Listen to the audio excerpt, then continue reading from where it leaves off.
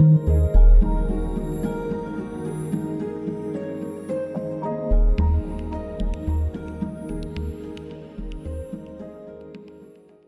first speaker in the endowment of the true, which, and for those of you that don't remember, the true is the endowment of knowledge and knowledge production. So it's things related to education, anything related to knowledge creation, newspapers, libraries, those sorts of things. And in the true first is going to be Chris Brewster, who is the superintendent of Santa Fe South Schools. And then Ben Felder, who his title in your thing says investigative journalist. On his website, I think he says watchdog journalist from the Oklahoman. And then we're going to have the endowment of the good, which is the realm of kind of moral and character formation, the realm of human connection, and that is going to be Dr. Deborah Shropshire, who is the Deputy Director of the Foster Care Oklahoma Department of Health and Human Services. And finally, Bobby Griffith, foster adoptive parent and Anna House board member. It is good to be among friends or friends to be. I divide my world into two kinds of people, those that like children and those, well, I only talk to those that like children. So I don't know if there are others. I imagine there are, or we wouldn't be in the plight that we're in. My background is a bit interesting. I just didn't know that my dad's an Okie from Bixby, grew up dyslexic, poverty-stricken, the son of alcoholic and divorced, abusive parents. He made certain in the context of his life that we would never have what he had in that way. He married my mom. He was on the wrong side of the tracks. She knew better but married him anyway. They just celebrated their 52nd year of marriage, and all of their life has been spent. You can clap for that. That's awesome. All of their life has been spent using their very best to serve other people. That's what they do. That's what they do all the time, every day, and always have. So I kind of grew up thinking that was the way you conducted your life. I don't find it necessarily unusual that that's what I'm called to or appeals to me, because I was steeped in that by my folks and all those around them. So it's one of the interesting things about my upbringing. The other interesting thing about my upbringing, I've been in 14 different countries, traveled all around the world. As a missionary kid, you're poverty-stricken, but you just don't know it, because there's so many incredible advantages that you have as a missionary kid, being exposed to the world and culture and ways of thinking. I was also homeschooled and private schooled and public schooled in elementary school, homeschooled and public schooled in middle school, private school and public school in high school, and then I had private and public university experience.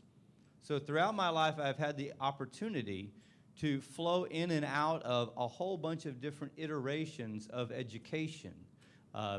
Now knowing what my friend Dr. Scott Beck would say, a way of poesis of human making that was very unique and beautiful. This formation of me as a person through and around and within my educational opportunities is something that I not only don't take for granted now, I consider it daily as a blessing, a gift from my Creator, something that so many of the kids that we serve don't have the opportunity to experience. Now, Ben could probably go into all kinds of sad and what I believe are catastrophic statistics, and you guys are a click or two away from finding out any of that information that you want. So I'm just going to share a little bit of my personal story by way of anecdotal evidence. This is not the empirical data, because that's all available to you. But my experience as an educator was out of Oklahoma Baptist University, coming immediately into the inner city, teaching at Capitol Hill High School, and being overwhelmed at the culture that was present in the building. A culture that is not gone from many of our schools, and a culture that is a terrifying place to be a child. It's because I think that in many cases, the adults in the equation have withdrawn from broader responsibilities and satisfied themselves with very specific, finite, narrow-minded approaches to what they consider the answer. I'm not here to do X, X, X. I'm here to teach math. I'm not here to do this and this and this. I'm here to make sure that they pass an EOI or whatever it's going to be this time next year, because we'll change our mind. That's what we do in Oklahoma every time we turn around. I'm not here to take responsibility for the formation of a human being. I'm here to survive this day, to turn in lesson plans, to make sure my kids are prepared or not prepared for a test, to turn in my attendance, and we inundate our educators with the things that they should be doing, must be doing, but not allowing them to do the things that they should be doing. So our children are in crises here because the adults in the equation have either voluntarily or consciously, involuntarily or voluntarily abdicated their responsibility to raise them up to be the next generation.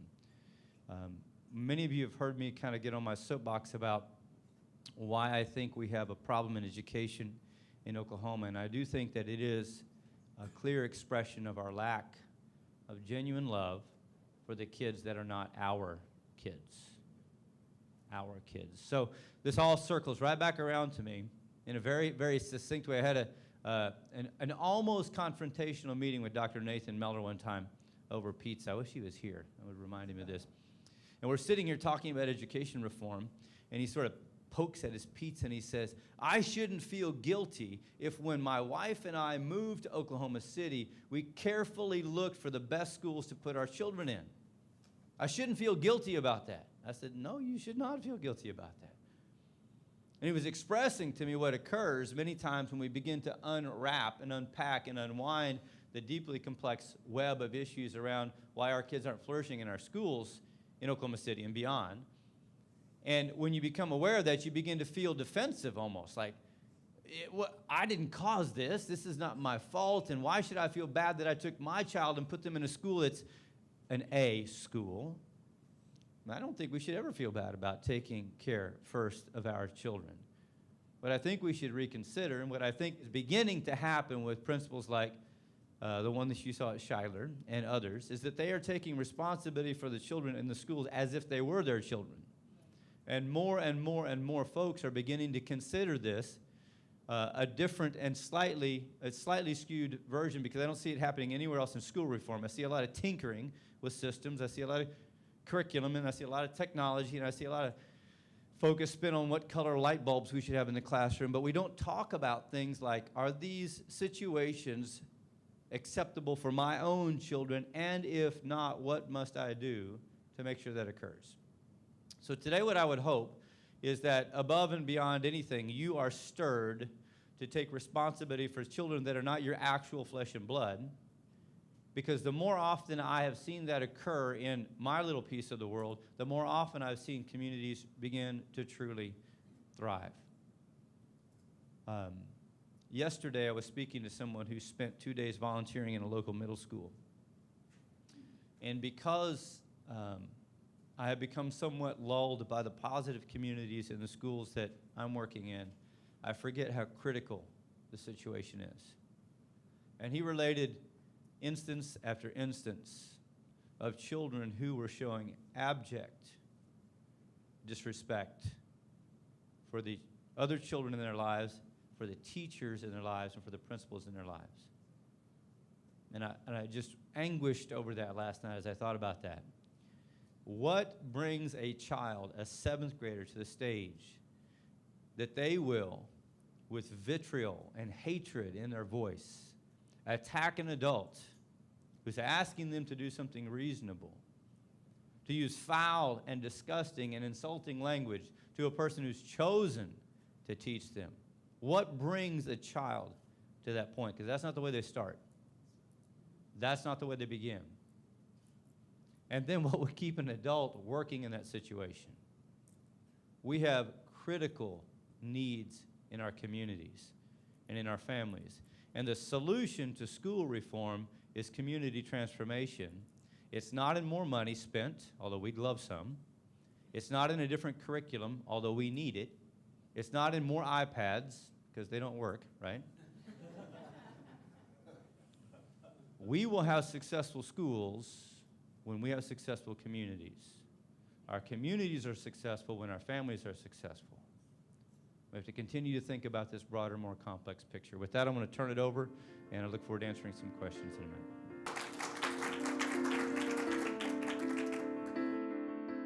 Good morning. My name is Ben Felder. I'm a reporter with the Oklahoman, the daily newspaper here in Oklahoma City. I'm on the investigative team. It's I think we're a 5 or 6 person team, and we all have kind of different areas that we cover. My main focus is on education, politics, social issues, and just kind of the blending of some of those issues. I grew up in Kansas City, Missouri, and there was a time early in my life where I was working on my master's in education, and I was also working for a newspaper. And I knew that I had this interest and love and curiosity for education.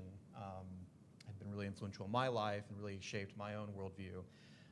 But I came to that point where I had to decide. Either I was going to go into teaching or I was going to go full-time, full-fledged into journalism.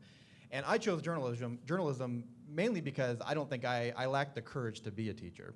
The saying is sometimes those who can't teach, those who can't actually, I think, write about it. So one of the things I love about my job is the opportunity to go into schools, spend time with teachers, families, parents, students, and getting a chance to learn more about what drives them and their passion and help trying to tell that story to others in a way that hopefully leads us to solutions for some of our biggest problems. But one of the things I do as a journalist, obviously, is I ask questions. It's kind of one of the more important aspects of the job. And so I believe that words are important. I believe that questions are important. How we ask questions are important. That's going to shape an interview. When I'm talking to somebody, the words that I use in a question, the style of my question is going to shape the kind of response that I get. And so I often think when we're talking about schools and the problems and challenges that schools face, how we ask the questions are some of the most important things that we do in trying to find solutions. And some of the things that I say to people when I'm talking about this topic is, what questions are we asking about our schools? Oftentimes, you hear questions like, what is wrong with our school? Why is this a bad school? How do we fix this school? What makes a school good versus one school bad? And I think there's some relevancy to some of those questions, but I also think those questions are completely simplistic, and they really kind of miss the larger picture. And instead of asking those questions, I sometimes think that the most important question we can ask ourselves, especially here in Oklahoma City, is what prevents a child who is living in our community from achieving academic success and success in life? It's a completely different question, and the answer you get is completely different. When we ask what is wrong with our schools, the answers are often tied to issues, like Chris was saying, of funding, of curriculum, of standards, of teacher training, of the school culture, all things that are really important and make a huge difference in the lives of our students and our teachers in our classrooms. But when you ask the question, what is preventing a child in our community from finding success academically and success in life? More times than not, the answers that you get have nothing to do with the classroom. They have nothing to do with schools. The answers you get are, what kind of community situation is this child coming from? Is he dealing with generational poverty, hunger? Is there trauma in his or her life? Is there a literacy issue? Is there a language challenge with speaking the language? What kind of mentors, what kind of examples do they have in their lives? It's often relating to the baggage that child is bringing in that has just as much of an impact, if not greater impact, on that student's ability to learn and to do well in life. I want to read a quote from a book by the author is Peter Sachs, and his book is called Tearing Down the Gates, and talks about kind of the divide that exists between affluent students and those who are living in poverty when it comes to educational achievement. And this statement is really hyperbolic, and I don't mean to divert attention away from schools, because that's what I think we're going to largely talk about.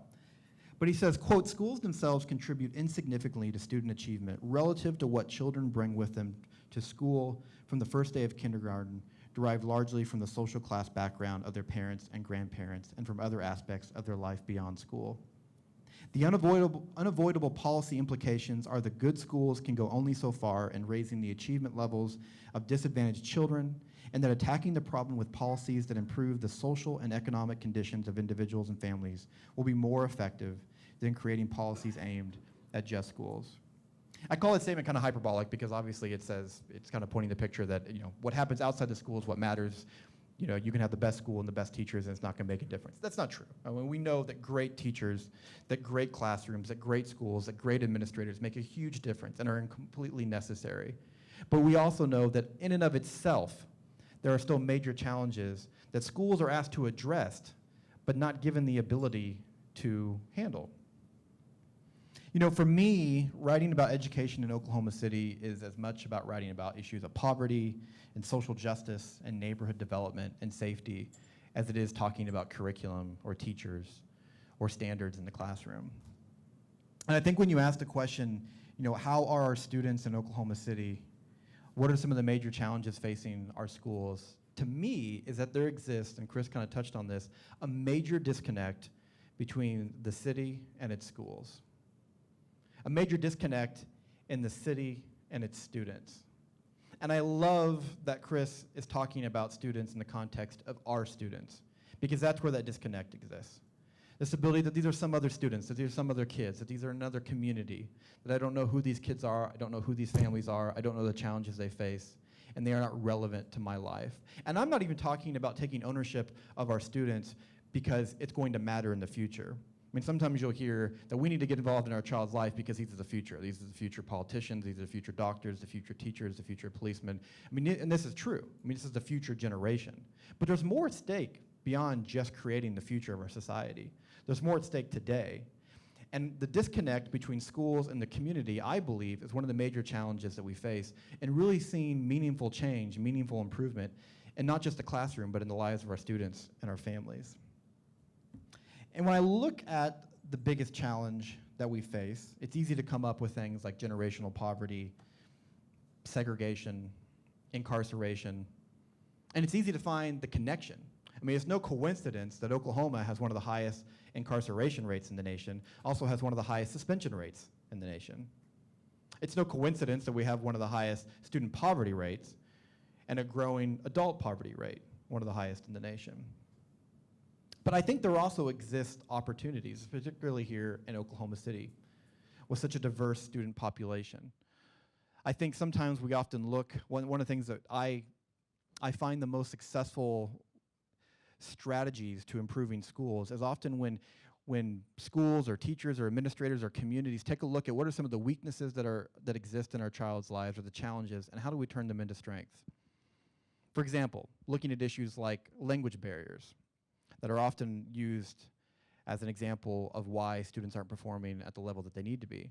How can we turn that into a strength? How can we look at the fact that Oklahoma City has such a large and diverse culture of students, a large Spanish-speaking culture? How can that be flipped around to where it no longer becomes a weakness and a challenge, but is almost an attractor, where parents who have children that don't speak English are attracted to putting their students in classes that may be bilingual?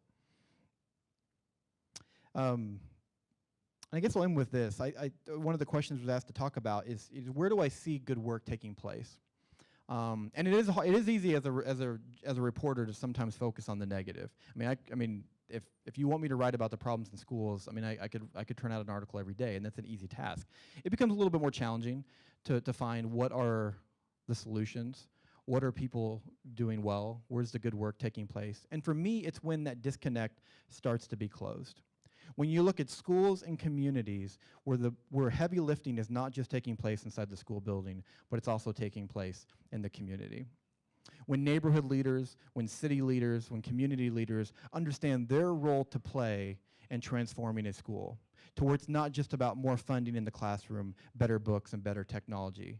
It's about something as simple as better sidewalks to a school, or better safety in a community, or access to affordable housing, jobs, public transportation.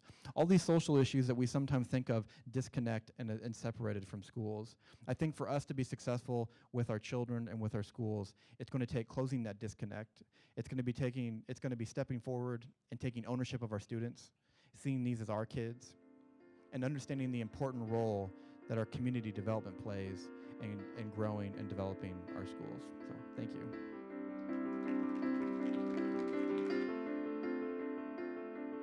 My name is Deb. I'm a pediatrician, which is kind of funny because I actually don't like kids very much. So I must fit in your unnamed category over there. I didn't think I would be a pediatrician. It wasn't what I was planning to do. But when I was in medical school, I was going to be an emergency room doctor because I like things that are bloody and broken. And when I was in medical school, I ran kind of head on into the issue of foster care, and I realized there's more than one way to bleed and be broken. And so for now about 20 years, I've spent my time in the space of kids in foster care. And what that has done for me as a pediatrician is put me in a clinical space to try to treat these kids or help these kids. And so I've learned a lot about them along the way, and a lot about kids who come from very stressful environments. And man, I just appreciate the work and the conversations around how do we educate kids better. But I have to tell you, the kids that I'm taking care of can't think about being educated because they're trying to stay alive for the most part. They're coming from stressful situations that are toxic to their young, developing brains, and wire them in such a way that by the time they're 5 or 6 or 7 years old, often they have no idea how to respond to a normal relationship, to normal interactions, normal friendships, much less think about some of the things that we get to spend our days thinking about all the time. And so the question, I think, as a pediatrician is, what can we do to intervene in that? If things that are toxic to you in childhood affect your brain development, and not just your brain development, but how your body functions, and that actually follows you into adulthood. And so even if as a child welfare system, we intervene and figure out how to protect you, we can't figure out how to actually heal you. What are we doing? So I've spent my time trying to understand when I run into a child who's had the kinds of toxic stress that many of these kids have had, domestic violence, parents who have drug issues, terrible poverty, in a way that causes kids to not just have their basic needs even met. Physical abuse, sexual abuse, those kinds of things. When we run into them, when we encounter them, we see them, what do we do that can help flip what science tells us the outcome will be? And I think that's the spot where we have to wrestle. That's the spot where I wrestle, and that's the spot where we have to wrestle as a community. So one of the things I learned as a pediatrician along the way was that if you're a kid and you have those kinds of adversities, you actually grow up to be an adult, to have a lot of health outcomes, a lot of social outcomes that are not great. So I thought to myself, well, I'll just give all these kids vaccines and get them health care and catch them up on all the things they need, and it'll fix things for them. They'll have a better outcome, and that actually just simply wasn't the truth. So I've spent a lot of my years not just trying to take care of kids from a health perspective, but trying to figure out who can help engage in the other spaces that help people thrive. Brene Brown, I don't know if you've listened to her or read any of her work, but you should. She's a social work researcher. She actually became a social worker first, and then she decided she didn't like people very much, which I think is pretty funny. And so she became a researcher. I don't know what that says about the people who like research in the room, but she became a researcher, and she studied what does it take to get people, what are the attributes of people who live out of their brokenness and people who live out of wholeness, and what does it take to get people moved from one to the other. It's interesting because in child welfare world, there's sort of 3 main goals that child welfare has as a system for kids in foster care. One of those is safety. How do we make sure we're protecting children from the dangers that sometimes happen in their families, or even in the families that we move children into? Second one is permanency. How do we get kids to a permanent family? Hopefully their own family, now in a safe environment, but if not, to a new family. And the third goal is how do we get them well? It's well-being. Brene Brown talks about the idea of moving people from broken-hearted places to wholehearted places. Now, it's hard to define those things, but we understand what it looks like. You understand those people who, and maybe you're related to some of them, maybe you'll see them here in a couple of weeks, who live out of a broken spirit, right? Who judge a lot, or who, for me, it's kids that cut their skin because they're not sure they're alive or not. Kids who are lonely, they don't know they have a purpose. They don't know they have value, right? And we also hopefully have people in our lives, and maybe we're some of those people who are wholehearted, who when they walk in the room, their wholeness just leaks out of them, and people want to be around them. Like, think about the people in your family, in your life, that you want to sit by and talk to. You want to hang out with. For me, it's my mom. My mom is a teacher. She's a teacher. Math teacher, high school math teacher, little bitty schools. Her whole life, she's still a teacher, 40 years now. There were some boys in the very first school she ever taught in Tupelo, Oklahoma. Does anybody know where Tupelo, Oklahoma is?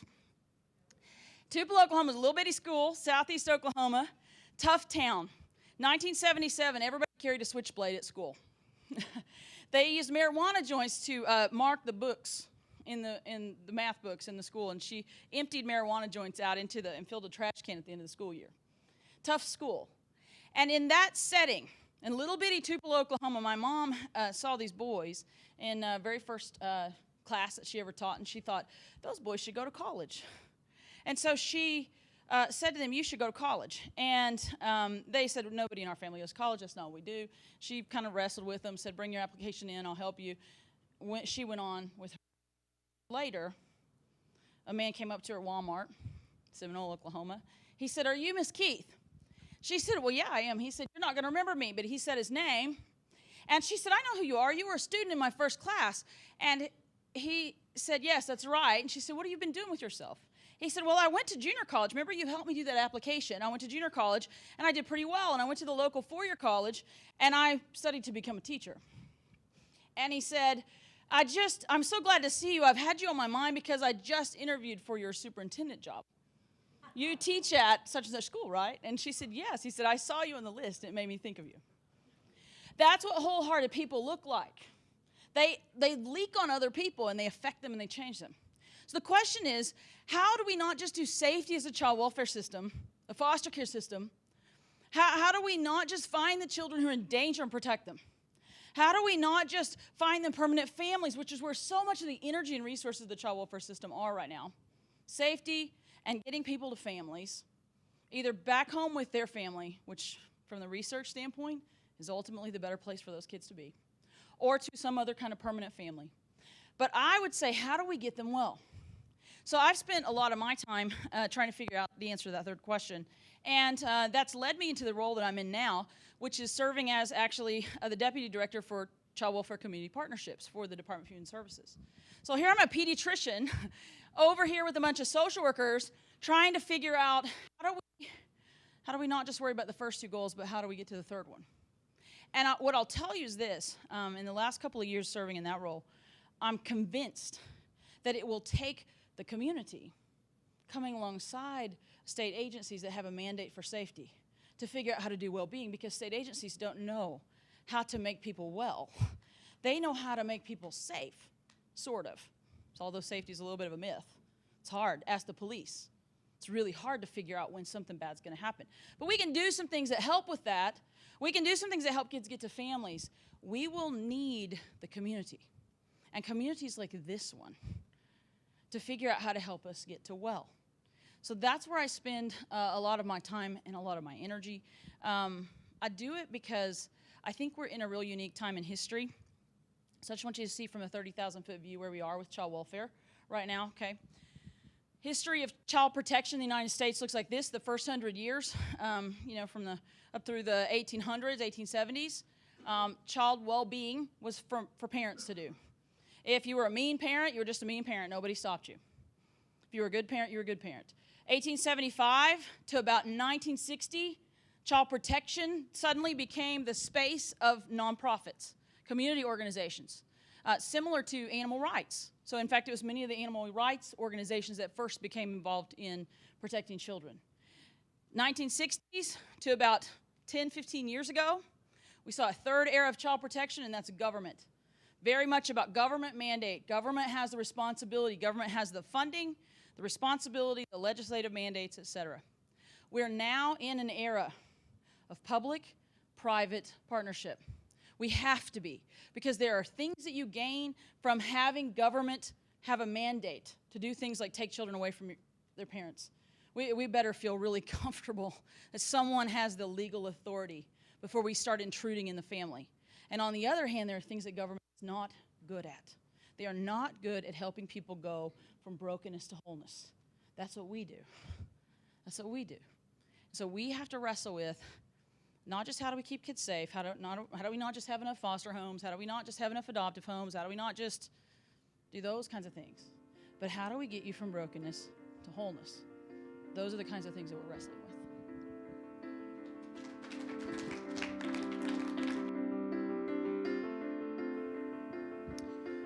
Well, my name is Bobby Griffith, and I am a minister at City Presbyterian Church in Midtown. And one of the interesting things about how kind of moving from brokenness to wholeness, how my wife and I became involved with foster care and adoption is through our own story of how things didn't work out the way we planned. Now, when we were in seminary, one of the things that you learn in seminary is anthropology. So you learn about humanity and what, in the particular tradition I'm in Presbyterianism, you learn about how human beings have intrinsic dignity and they're worthy of honor and respect, and how every person is made to flourish, and that we have this great giftedness and capacity and all of these things. That's great up in your head, right? And as we were planning our future together, my wife Jennifer and I said, well, we'll have our kids first, and then, if we're going to be ministers, you've got to do that whole widow and orphan thing. So we'll tack on some other kids after that. That's not a very compassionate way of looking at child welfare or dignity or adoption. And the way that I can't speak for my wife, but I can speak for myself. The way that I learned the necessity for compassion when it comes to kids without a home is through infertility, both my own as well as my wife's. And so as we were wrestling for several years with the pain and the questioning and wondering why, we chose to turn that into purpose, saying, well, maybe there is a different way for us to be a family. And so we entered into the arena of foster care and adoption. And through that struggle, not infertility, but learning to navigate that system, we met the boy who would eventually become our son. His name is Esteban Samuel. He goes by Sammy. And we learned firsthand the experience of a kid in foster care. We met Sammy when he was almost 2, and he was born in Missouri, and his siblings, he has 5 siblings, who all live in Oklahoma City. Yet, because he was born in Missouri, the state of Missouri had jurisdiction over him. And from the time that he was born until he moved in with us in less than 2 years, he lived with at least 5 different families. He had around a dozen social workers, and he had no stability. If it wasn't for, and just to give you a perspective about his life, the last home that he lived in, Mama Cheryl, we still keep in touch with her, she kept him for over a year. So really, most of the instability in his life came in the first 6-8 months. He even crossed state lines to Oklahoma and was sent back because some paperwork wasn't done correctly. Fast forward to when we picked him up to bring him home. The summer of 2013, we picked him up at the Department of Social Services for the state of Missouri, which is in Kansas City. We met the social workers, and this is not the social workers' faults. This is just the condition of the system. We met the social workers in the garage, the parking garage of social services, and out comes our cute little boy who will be living with us forever with all of his worldly possessions in a trash bag. That was pretty hard to see. It was pretty hard to see. And it opened our eyes to some realities for both Oklahoma and nationally. There are different statistics with how many kids could go into that need permanent homes or are in foster care. In Oklahoma, we have about 9,600, is that correct? 9,600 kids in foster care. You can look at the statistics and see that if someone doesn't have a permanent home, that instability from growing up in those environments and being moved around is almost a pipeline to incarceration. And there's a great need. There's a great need for love and compassion. There's a great need for communities to began to see kids in foster care or in need of adoption not just as statistics or numbers, but human beings who are created with a purpose, who are endowed with dignity and honor and respect. And to know that it's not these kids' fault that they are in the condition they find themselves, but that we have a moral imperative as a society, as fellow human beings, to enter into that instability, to enter into that pain, to enter into that suffering, and even to enter into that sadness. One of the things that has been so interesting, Sammy's last foster parent, she did a fantastic job. She too was adopted, fostered and adopted. And when she became older, she basically opened up her home to foster kids. One of the most amazing gifts that she gave to us, besides being a wonderful foster parent to Sammy, was this beautiful picture memory book with pictures, which is rare, very rare to have. But in the beginning, when he would look at that, and I think little kids are much smarter than what we give them credit for. In the beginning, when we would show that to him, he would become angry. It's two. He would become angry, and there was something viscerally wrong when he would look at those pictures. It's almost as if he knew that what happened to him wasn't the way things are supposed to be. Over time, as he has lived with us, and he's just an amazing, gifted human being, he loves Ben's kid, Satchel, a lot, and their friends. We have started the process to go with round 2 with DHS and foster to adopt. We don't have a placement yet, but hopefully that will happen. But we have seen these pressing issues. There's needs for love and compassion, but also, too, clearing misinformation. So many people, I serve on the board of Anna's House Foundation. So many people think that foster care and adoption are expensive things. And they're not. They're almost free if you don't count the tax money that goes into that. So you've prepaid for your adoption through your taxes.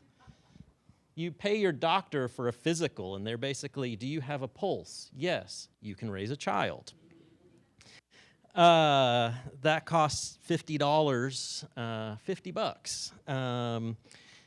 The cost is much higher because you're opening your home, you're opening your life, but you're also living in solidarity with another human being. You're also providing stability. You're also providing care. Challenges. We have to ask, we have to find people who will open their homes. Being a minister, one of the things that we have done at our church is partnered with organizations to bring those in and to speak to our people directly about how they can become involved. And we've had multiple families who've become involved in the foster care system. And I think we have to start looking at the issue on a smaller scale. What is my social influence? Where do I have influence? And how can I use that to embetter the life of someone else? And so we have to ask questions about how do we make compassionate choices in order to see people realize their potential as a productive citizen, a human being who is gifted and talented and full of dignity and honor and respect.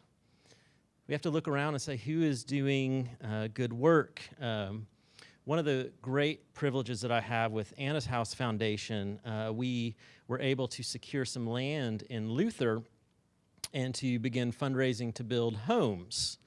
One of the reasons why that is important is that when children are extracted from whatever situation the state needs to extract them from, oftentimes sibling groups can end up in different rooms or even different houses. And we have these homes that we have built, I believe we're on our 6th, so that in that horrible moment, so imagine, you have 3, brothers and sisters, and they get taken apart. They don't even know why they're being put in this strange person's car at the middle of the night and being taken away. So it's the worst experience you could possibly have, almost. We build these homes so the kids can be in the same room together, because all they really have in that situation is one another. And so that's been an amazing thing to be a part of, is to, I mean, I'm only on the board, so it's not like I'm a social worker or someone like that, but to be a part of an organization that says that these relationships are important, and that in that pain there is still some good that can be done for them. And so I've been honored to work with Anna's House. I have friends who have adopted through Deaconess. We have folks in our church who have adopted through Deaconess, and they do wonderful work. We also have seen lots of good work from Angels and Oklahoma Foster Wishes. And so there are places where you can be involved as an individual if you can't open up your home, but also organizations that are doing just amazing things. And also, too, last thing is the social workers for DHS need our support. We've had several different social workers assigned to us, and they are overworked, underpaid. They are idealists, and that's good. But if we are not offering care and support to them just as citizens and coming alongside them, they're just going to end up quitting and finding another career. And we have to humanize that aspect as well, because it's our social workers who are on the front lines of so much of this pain and dysfunction, and they're just trying to help. And we too can come alongside them for the sake of the children in our city and state. Thank you.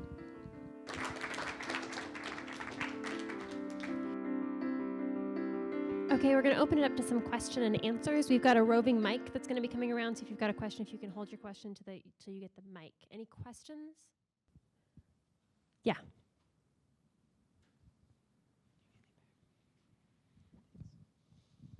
Hi, thanks very much. I'm a postdoc at the Institute here, and I'm afraid this is not a very well-formed question, but seeing as there wasn't any others, what I wanted to ask was maybe to each of you, but particularly Ben, you were emphasizing the importance of the questions that we ask, and that's something that I consider to be very important. So I guess the question is just I feel like we're coming from like 4 almost different, really well-articulated complementary perspectives that could be encapsulated in 4 kind of questions or key questions or something. And I know this is really going to be hard, but what is the most important question, or how would you put the problem in terms of a question?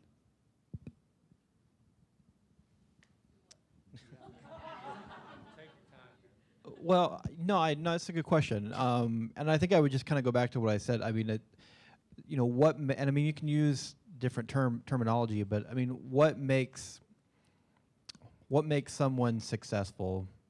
But depending on the situation, like what makes someone free, or what makes someone safe, or I mean, I think I think asking good questions starts actually from getting to know the person you're asking a question to as well. I mean, just talking my own experience. I mean, sometimes you just pick up the phone and you call someone you don't really know, and you ask them a question that I just have this question, give me the answer.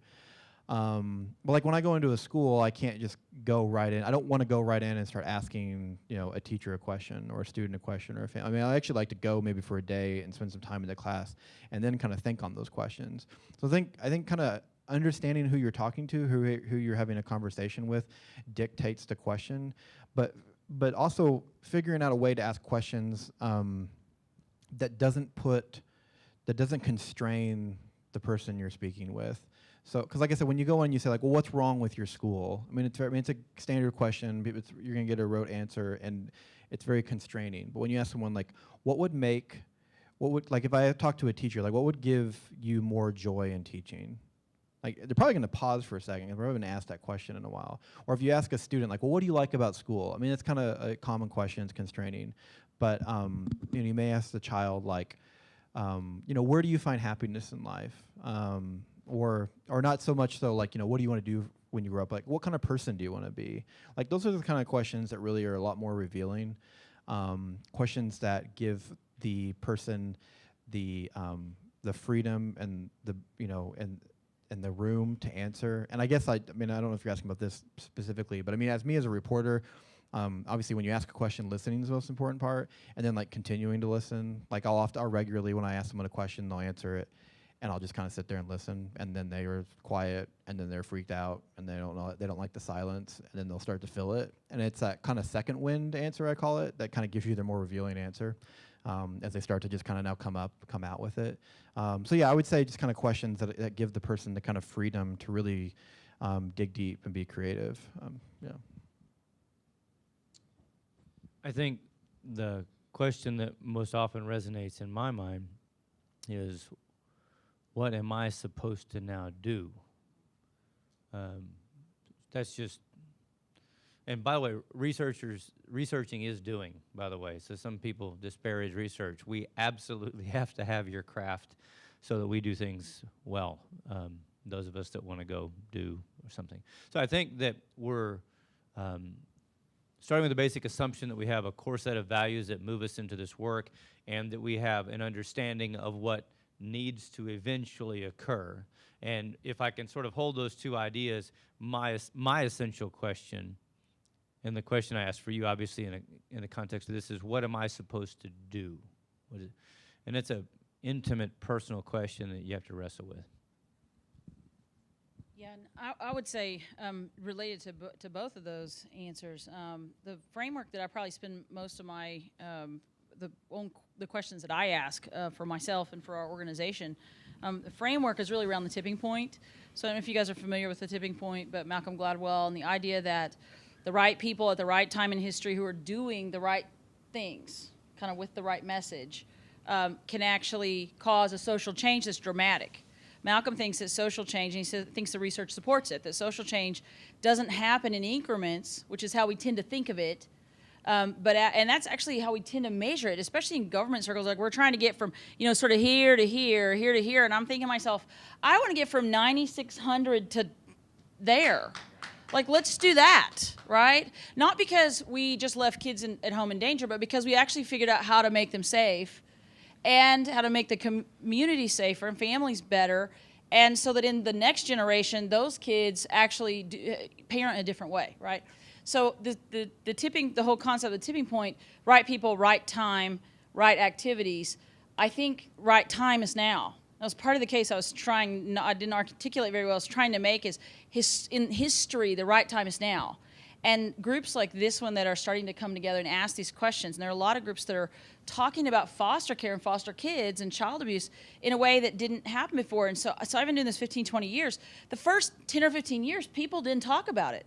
I'd go to churches and pastors didn't want to talk about it. They'd pat me on the head. Oh yeah, there are those scriptures in the Bible about orphans. Well, but are you doing anything about it? You know, well, you know, and then we'll have an orphan Sunday. Okay, well, great for that. What are you doing to help families, not just to sort of take kids out of situations, but actually help them stay in their families? And people weren't interested in talking about that. It's really in the last 4 or 5 years, I think, in our community, in this city, that we've seen a significant amount of interest around foster care and adoption and reunification and child welfare and all these kinds of issues. So I think it's the right time. Some of the right people are leading and they're involved in this effort right now. The question is, what are the right things to do? And so for me, I ask the question, what gets you the outcome you want? And not the outcome of fewer foster kids, but the outcome of people who are healthy. How do we get kids to be healthy? Because that will help us with the outcome we want in the next generation. And in social work world, there's a lot of talk around resilience and the idea of what, you know, if you've had stuff happen to you, what gets you to a place where you can survive it? And that's true whether you're talking about family issues, it's true whether you're talking about social issues, you know, tornado, you name it. These terrible things that the kids go through, how do they get to the other side thriving? And that's the space that I think I ask most of the questions about what we should be spending our time doing. So what gets ultimately kids from sick, toxically stressed to a place where they're whole? I'm going to say something very similar. I think for me, in my own experience, is realizing that this issue of whether it's education or more intimately for me, foster care and adoption is recentering that narrative that's going on in my brain from how do we alleviate the problem to how do we look at the good of the child. And so for me, as someone who's a leader in the faith community, what can we do to find organizations to work with to kind of create that, you have faith community, government, nonprofit world, business world, how can we partner together for the good of the child, not just to see 9,600 go to zero, but to create the environments where if someone in my church decides to open their home and foster kids, well, great. Then what am I going to do to make sure they have the support that they need for their home as well as that child? And so that opens up another set of questions, like how do we find people who can be certified to do respite care? How can we have, parents' nights out? How can we make sure that, for us as a church, how can we make sure that we are certified for like abuse awareness training to make sure that we are recognizing any signs of a child who might be being abused or something of that nature? How do we have a safe environment on Sunday, but also promote that for people who are part of our community for the good of the child, and to keep that at the center rather than statistics and all of those other things that are needed, but we have to remember that we are caring for human beings. So, this is on? Okay. So my question is a multi-layered question, but a little historical context. In Northeast Oklahoma City, which is the historical black community in Oklahoma City, one of the issues is about education, of course, but also about the strength of the family. So from a historical perspective, some would argue that back during segregation, educationally, African-American kids were doing better. Because, for one thing, the teachers were the intelligentista of the community. So once desegregation occurred and kids got moved around, a lot of that educational strength within the community was taken away, and a lot of the family aspects of the community were taken away. So the question is, understanding that in Northeast Oklahoma City, 3 out of the lowest 10 performing elementary schools in the state of Oklahoma are in District 5. How do you recreate culturally the community which also address the educational needs within that community? If it's possible, or is there some other way? But I think that's a serious issue, especially from Northeast Oklahoma City and even African-American communities across the country. How do you recreate the close-knit structure of a community and a family in a community that has been ripped asunder by a structure which may have had good intentions, some people would argue otherwise, but has had that type of detrimental impact? Okay, so I'll take a little bit of a stab at it. One of the things that is always a tension with me right now, Brian, is that we've had a lot of discussions. Is this an upstream issue or a downstream issue? In other words, do we work within the systems to save the children that are in desperate need right now, or do we spend our time and energies upstream so that we have less children in the problem they're in right now? And it's got to be both. But as a practical piece, I can focus on one or the other as long as I know that one of you is focusing on the other. So if I know that, you say your job, Brewster, is to go in and work with those 3 schools in the Northeast side to work on bringing academic outputs up. I can work on that as long as I know that you and Clarence Hill and everyone else that cares about the families are desperately seeking the restoration of the communities in a parallel pathway to me.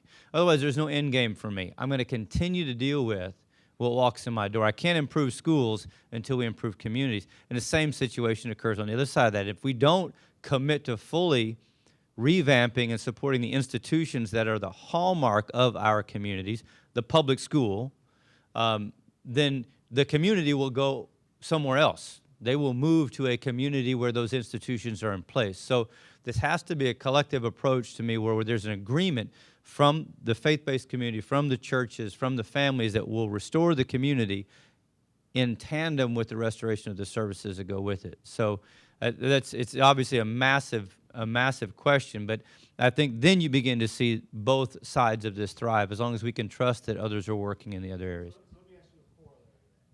Do you think that you can improve public schools without involvement of the community? No. Shortest answer you'll ever get from me. And I think in a related way, one of the angles that child welfare system has been taking is trying to figure out how do we recruit family and support families in the child's community rather than moving children outside of the community. How do we actually find families that are in the neighborhood, that are in the school district, so that if a child is in a situation where they're in danger, the truth of the matter is 9 times out of 10, the goal for that child ultimately is going to be to get them home. How can we leave them in the space where they are most comfortable in their school district, in their community, even while we may have to protect them for a short period of time, and then be able to work with that family? And in doing that, we think we'll see our foster families and then the biologic families that we're involved with actually be able to maintain a longer-term relationship long after the department is out of the picture. So a lot of the work around foster home recruiting right now is not just general recruiting, it's targeted recruiting. How do we find enough families so that a kid in a zip code gets to stay in that zip code, even if something happens in their family and they have to, in the short run, be removed from that family? Okay, I'm picking on you, Deb, because as a foster parent, and since you're on the movable part of some of the prerequisites for getting kids in the places they should be, how can so let me give you for instance, so 3 of my foster children, their mother was an illegal and they didn't have electricity and they got taken away, and she got a program and they were put in my home. She got a program for parenting when she just needed electricity and to get legalization. How can we get smarter assessments instead of the one fits all answer, which is, you're bad, separation, all that trauma? Like, if I did not know some of the U's and some of the other folks to wrangle that and to say, look, the Hispanic family is very intact, let's get them to another Hispanic grandma or something else. Like, how can we influence or broaden, even just for that one time when the kids are taken, how can we change that it's not answer A. It could be, Z plans. Yeah, so I'll tell you a practical way that we're trying to do that. And so we have in Oklahoma City, specifically, since we're kind of sitting here in the middle of Oklahoma City, talking about Oklahoma County, actually a collaborative that our juvenile court lead judge is a part of, and there's a number of folks from the community that are a part of. And that collaborative, and it's staff supported by child welfare, but it's not led by child welfare. So the idea is not to say, hey, I've got some ideas and I want some community people to come help me. It's more to say to community members, what is it you see that kids need in the community around child welfare and child well-being? We asked that question. We had folks that sort of said, we want to help in this space. And a year and a half later, what they came out with were some identified strategies for how they wanted to address child well-being. And it's very interesting because one of those was the idea that we don't think families are getting assessed and getting to the things that actually will help them get better. We think there's a sort of a shotgun list of, okay, now you're in trouble, so now that you're in the system, everybody has the same to-do list. You got to do parenting. I can name it. You got to do parenting classes. You got to do drug screening.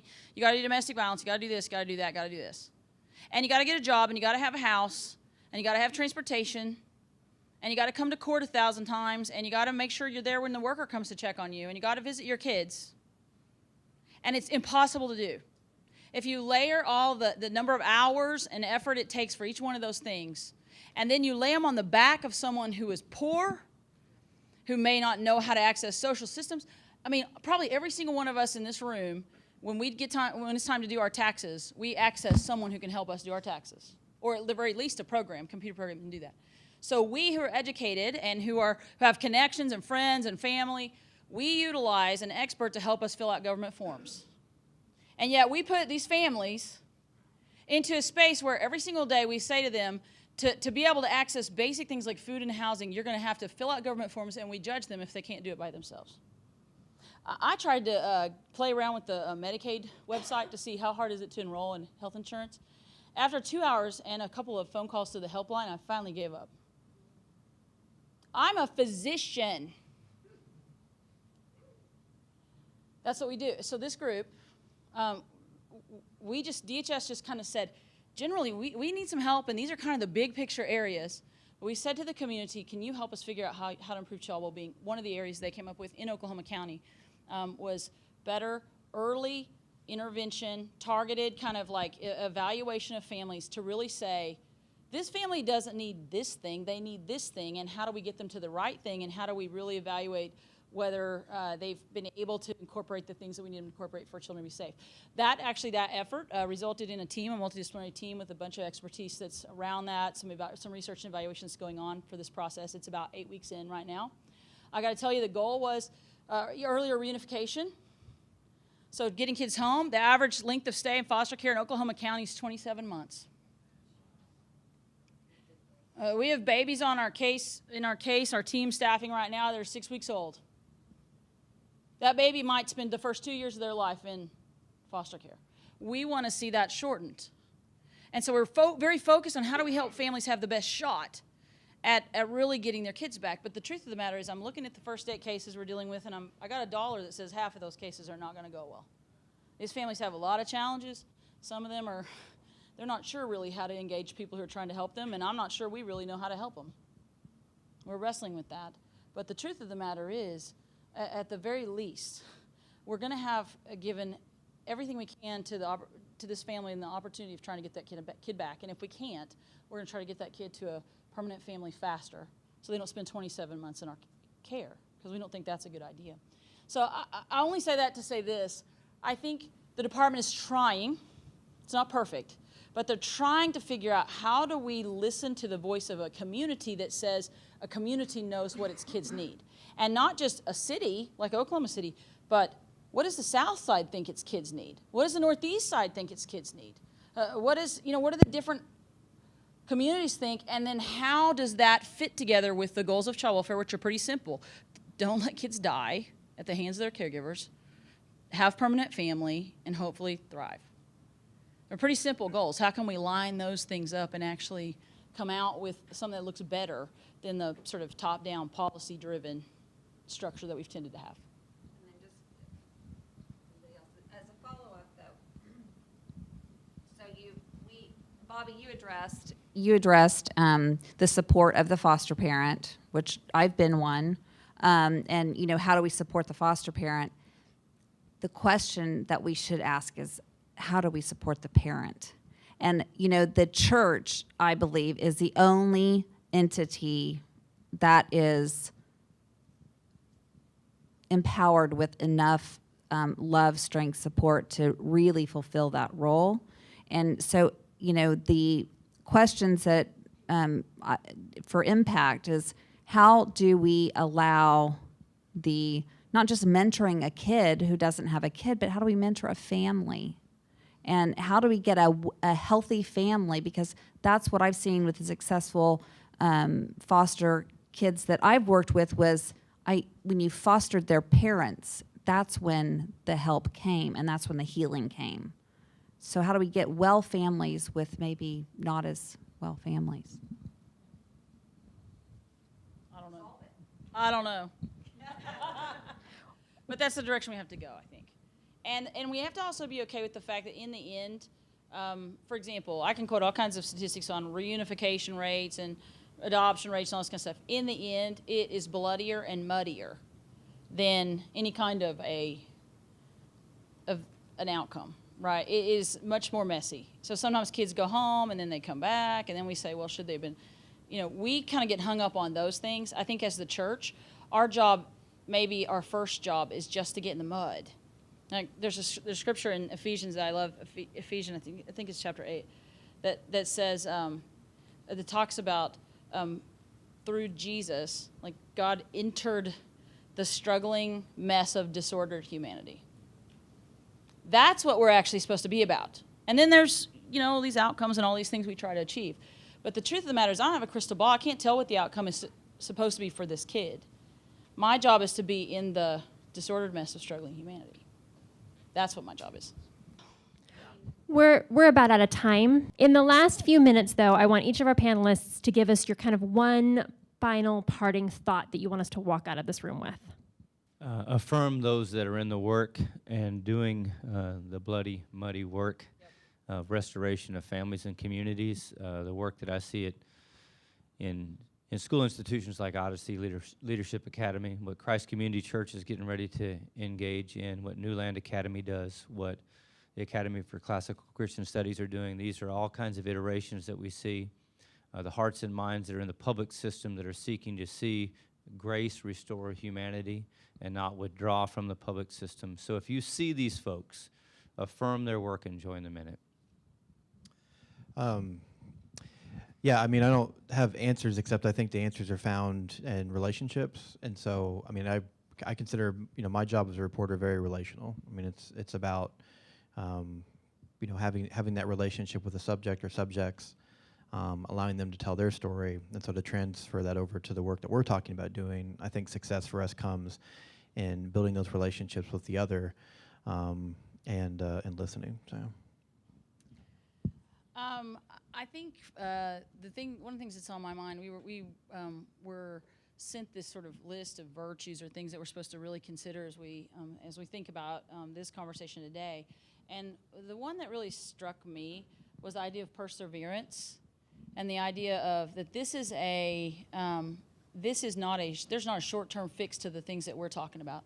Whether you're talking about education, foster care, or many other topics you're going to hear about today, about when we ask the question, how are our children? These are hard topics. If everything was great, we wouldn't need to have this conference, and we wouldn't have this sort of work going on. But the idea that that this is hard work, and while I do believe it can change in a generation, in our generation even, I believe in the tipping point. The truth of the matter is there's also steadfastness and a perseverance that it requires of us. It's spending not just a year, not just a month, or not just we did one thing, but it's spending day after day, week after week, year after year, and being committed to that for a lifetime, whatever role that kind of takes us into. And so that's what I would leave you with is, if you're going to get in the middle of this mess with kids in our community, you better be ready to stay there for a while if you think you're going to really be able to make a difference. That being said, if we will, I promise you, I look back over 15 years of doing this, and I'm blown away by the miracles I've seen, by the progress I've seen, and just by what is happening, what I would say, being a person of faith, like what God is doing in this space right now. I couldn't have even dreamed about it 15 years ago. It's so worth it, but it does require perseverance. One of my favorite intellectuals, Christopher Lasch, said that the family is a haven in a heartless world. And so for me, it's how do we support the systems, agencies, people for the good of children so that they can have that respite in the face of cruelty, in the face of broken systems, in the face of their own uncertainties. How can we look to the good of children so that they can flourish and realize their potential as human beings? And then how can we enter into that compassionately and offer the care and support that's needed and necessary in what we are able to do?